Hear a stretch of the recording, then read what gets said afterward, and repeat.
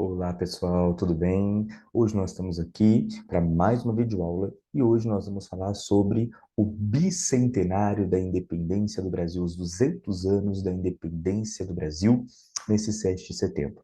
Bom, a gente precisa então, para entender o 7 de setembro, não é simples assim. Para entender o 7 de setembro, nós precisamos voltar alguns anos atrás, mais especificamente por volta ali do ano de 1808. O que aconteceu no ano de 1808? No ano de 1808, a família real portuguesa, né, vem para sua colônia, que era o Brasil. Ocorre a transferência da família real para a sua colônia, né, que era o Brasil. Mas por que a família real portuguesa fez a transferência, né, de Portugal para a sua colônia?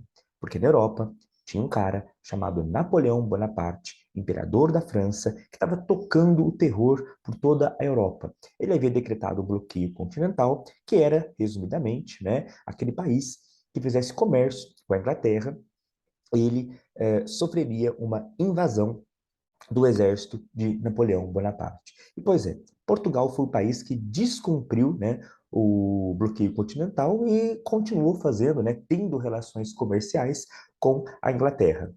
E, obviamente, o Napoleão não aceitou isso e acaba invadindo Portugal. Nesse meio tempo, os ingleses também tinham ameaçado, né, os portugueses de bombardear, né, Lisboa e a cidade do Porto, se Portugal resolvesse romper as relações comerciais com a Inglaterra. Então, Portugal continuou fazendo relações comerciais de forma escondida com a Inglaterra, até que os franceses descobriram, né? Porque tinha espião para tudo quanto é lado aí do Napoleão Bonaparte em Portugal. Bom, e a Inglaterra já tinha ocorrido um acordo que se o Napoleão Bonaparte descobrisse, né, que a Portugal ainda estava comercializando, fazendo comércio com a Inglaterra, eles iriam escoltar a fuga, né, a viagem da família real de Portugal para a sua colônia, que era o Brasil. E foi isso que aconteceu. No final ali do ano de 1807, a família real, a corte portuguesa, faz a sua transferência para o Brasil.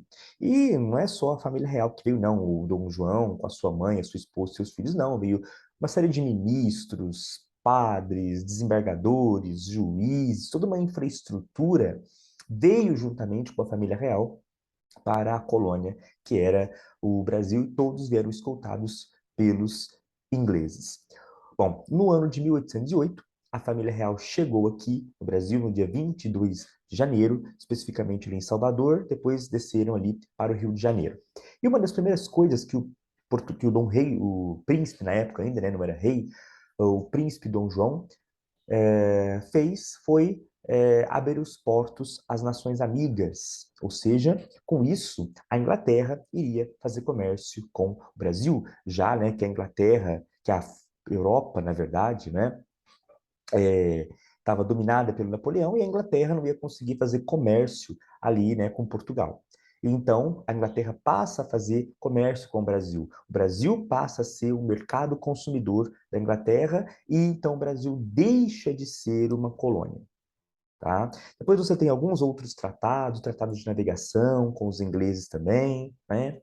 Bom, os anos vão se passando, o Rio de Janeiro vai sofrendo aí uma série de transformações, e chegou no ano de 1815, o Napoleão já não dominava mais a Europa, o Napoleão estava preso na ilha de Santa Helena, onde alguns anos depois ele morreu, e aí ocorre o Congresso de Viena para restabelecer a estrutura, né, da Europa, né, a estrutura que estava vigente antes do Napoleão. Só que aí, se vai restabelecer aquela antiga estrutura que existia na Europa, o Dom João deveria estar em Portugal, mas ele estava na sua colônia, né? Então, é exigida a volta do Dom João para Portugal.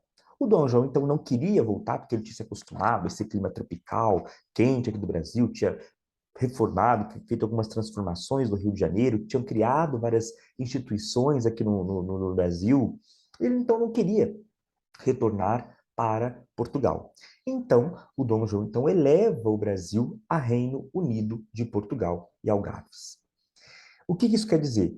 Oficialmente, o fim do pacto colonial E o Brasil, né, ele não está independente, mas ele está no mesmo patamar que Portugal. É como se o Brasil, naquela época, fosse uma extensão do território de Portugal. E aí o Dom João falou, pronto, ó, eu estou em Portugal, né? O Brasil é Reino Unido de Portugal e Algarves, então não importa se eu estou em Portugal ou se eu estou aqui no Brasil, porque é tudo a mesma coisa, faz tudo parte de um reino só e não é mais uma colônia, né? Porque o problema era o rei, né, o Dom João, ele estar numa colônia.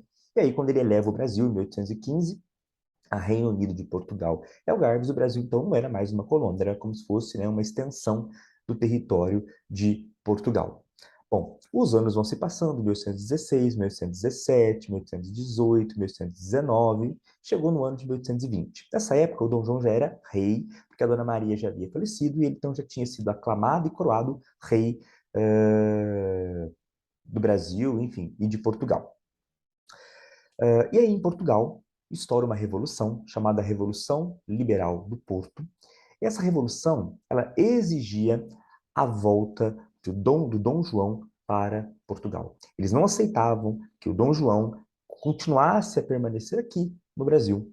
Então, eles queriam o retorno do Dom João, porém, não queriam mais um rei absolutista. Eles queriam um rei constitucional, uma monarquia constitucional. Então, é elaborada uma constituição e eles exigem a volta do Dom João para Portugal e que ele também assinasse essa Constituição. E aí eles falaram, olha, se você não voltar e não aceitar a Constituição, você corre o risco de perder o trono. O Dom João se viu sem saída, chegou até a mandar o Dom Pedro com uma comitiva lá para Portugal para tentar negociar, não teve jeito, o Dom Pedro voltou, não conseguiu fazer nada e falou, ó, pai, é você que tem que voltar mesmo. E aí, no final ali de 1820, o Dom João volta para Portugal, né? Chega lá em 1821, ele assina a Constituição e se torna então um rei, Portugal se torna uma monarquia constitucional. Bom, só que não era só essa a intenção, né, de fazer o Dom João assinar uma Constituição e ser uma monarquia constitucional. Na verdade, eles queriam recolonizar o Brasil. Eles queriam que o Brasil voltasse a ser, então, uma colônia de Portugal. Só que, obviamente, os brasileiros que viveram anos de liberdade comercial não iam aceitar voltar a ser colônia. E o Dom João, quando ele foi para Portugal, ele deixou aqui no Brasil o filho, o Pedro de Alcântara, com a sua esposa, a Dona Maria Leopoldina, né? E a partir daí começa um processo que vai culminar na independência do Brasil. Porque ao mesmo tempo que Portugal quer recolonizar o Brasil, Portugal começa a exigir a volta do Dom Pedro para a Europa, para Portugal, para que ele estudasse, né, para se tornar um monarca de verdade. E vão sendo baixadas algumas legislações, algumas leis, né, exigindo a volta do Dom Pedro para Portugal. Mas, como eu disse, a elite brasileira não queria isso, porque viveram anos de liberdade. E dentro desse grupo, dessa elite, se formou ali basicamente dois grupos. O Partido Português, que defendia os portugueses, defendia a volta do Brasil, do Dom Pedro, né, para Portugal, defendia a recolonização do Brasil, e você tinha o Partido Brasileiro. E dentro do Partido Brasileiro você tinha uma ala mais radical, né, que inclusive defendia até uma república, e você tinha uma ala mais conservadora que defendia a independência do Brasil, só que através de uma monarquia. E esse grupo mais conservador era liderado por um cara chamado José Bonifácio, né, que depois vai ser ministro aí do Dom Pedro. E aí o José Bonifácio ele vai articular, junto com a elite, né, um documento, um abaixo-assinado, pedindo para que o Dom Pedro ficasse no Brasil. Juntamente com isso, nós tínhamos a Dona Maria Leopoldina, que estava grávida de 7 meses e que não queria entrar num navio, né, e ficar alguns meses em alto mar, porque poderia correr um risco dela ter a criança ali. Então ela fala para o Dom Pedro, olha, Pedro, eu não quero embarcar agora porque eu estou grávida, é um risco muito grande. Ao mesmo tempo, ele vê esses documentos, esse abaixo-assinado, exigindo que ele fique no Brasil, pedindo para que ele ficasse no Brasil. E aí nós temos o primeiro episódio, que é o Dia do Fico, no dia 9 de janeiro de 1822. O Dom Pedro, então, ele diz, né, que ficaria no Brasil. Bom, se passam alguns meses, chegamos no mês de maio de 1822 e começam a ser baixadas várias resoluções lá de Portugal e acabam chegando aqui no Brasil, né, desfazendo tudo aquilo que o Dom Pedro havia feito aqui no Brasil. E então Dom Pedro, no mês de maio, baixa a lei do Cumpra-se, ou seja, toda medida, toda lei, toda ordem que viesse de Portugal só teria validade aqui no território brasileiro se o Dom Pedro desse o seu aval, se o Dom Pedro dissesse ok, né? Os portugueses ficaram muito revoltados com isso, né? E, inclusive, os portugueses, né, que viviam aqui no Brasil, que queriam a recolonização do Brasil, também ficaram revoltados com isso e começam a surgir uma série de revoltas em várias províncias do país. Você tem revoltas em Minas Gerais e, inclusive, em São Paulo, terra, né, do José Bonifácio. Você tem um conflito ali em São Paulo entre português, o governo de São Paulo, os portugueses, né, e a família ali do José Bonifácio. Inclusive, o irmão do José Bonifácio foi preso, enviado para o Rio de Janeiro, enfim. E aí o Dom Pedro, então, resolve ir até São Paulo para acalmar os ânimos ali em São Paulo. E aí ele vai no mês de agosto, sai no final do mês de agosto. Naquela época, eles usavam mula, né, para fazer essas longas viagens. Ele sai do Rio de Janeiro e vai para São Paulo, chega em São Paulo, resolve toda a situação. Ele desceu para Santos para ver ali as suas fortalezas, para ver a Casa de Pólvora, né, como é que estava. Foi servido um jantar para ele ali, né, no dia. Jantar não, um almoço, na verdade, né? Foi servido um almoço para ele ali no dia 7 de setembro, ele almoça e vai retornar para São Paulo. E ele vai subir a serra. Bom, nesse período, né, que ele vai para São Paulo e depois volta, né, para Santos e vai voltar para São Paulo para depois ir para o Rio de Janeiro, no Rio de Janeiro, a dona Leopoldina começa a receber várias cartas de Portugal dando um ultimato, exigindo, né, a volta do Dom Pedro e da dona Leopoldina para Portugal, que navios, inclusive portugueses, estariam vindo para o Brasil.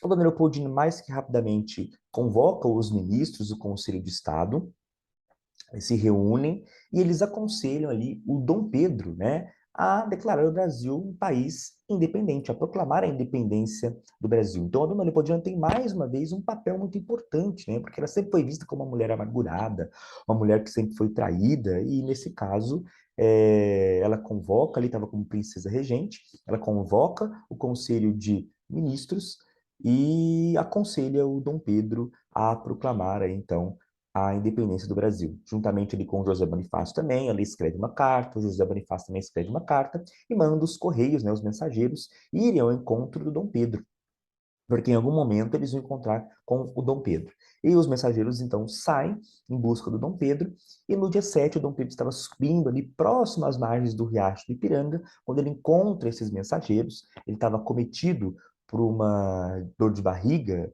provavelmente devido ao que ele almoçou, né, aí no dia 7, e ele vê essas cartas de Portugal, vê as cartas da Dona Leopoldina e do José Bonifácio, vê o documento do Conselho de Estado, e aí, naquele momento ali, às margens do Riacho do Ipiranga, no dia 7 de setembro de 1822, então, o Dom Pedro proclama a independência do Brasil, né?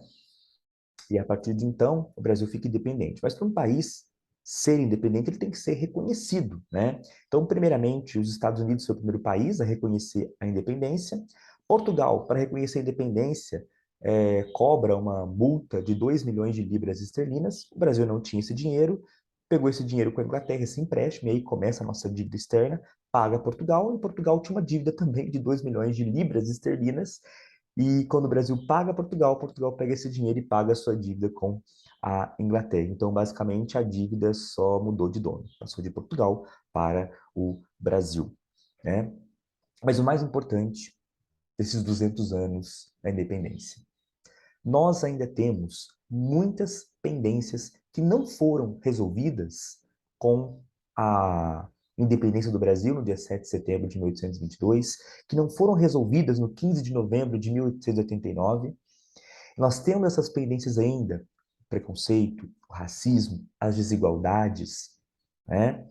Nós ainda temos muitos problemas que já existiam naquela época e que permanecem até os dias de hoje. Então é um momento de reflexão, da gente refletir, né, qual o país que nós queremos, Será que nós ainda temos pendências de 200 anos atrás? Sim, nós temos muitas pendências de 200 anos atrás, né? Então é um momento para refletir sobre isso. É um momento também de dizer que a independência do Brasil é uma comemoração cívica. Comemoração cívica. Porém, desde o golpe de 64, né, que apesar de muitos bobalhões, né, falarem por aí aos quatro ventos, enfim, aos quatro cantos do mundo, que não houve golpe, que não houve ditadura, houve e foi golpe, né? A partir da ditadura militar, a independência do Brasil passou a ser uma comemoração cívica militar. Então, como dizia uma historiadora, né, houve o sequestro da independência do Brasil, né? Como hoje também há um sequestro dos símbolos, do hino nacional, das cores da bandeira, né? Há um sequestro dos símbolos, porque os símbolos, a cor, o verde, o amarelo, o hino nacional, não é de um candidato, não é de um partido, é do povo brasileiro, né? E então fica aí essa reflexão. Inclusive, no ano de 1972, quando completou 150 anos da independência do Brasil, os militares trouxeram os corpos, né, do Dom Pedro e da Dona Leopoldina, foi um desastre, e agora, né, trouxeram um coração que simbolicamente é interessante, mas para fazer politicagem não é interessante. E também teremos aí a reinauguração do Museu do Ipiranga, que também vale a pena todo mundo que puder fazer uma visita lá ao Museu do Ipiranga. Bom, pessoal, é isso. Eu fico por aqui então com o nosso vídeo sobre a independência do Brasil. Muito obrigado.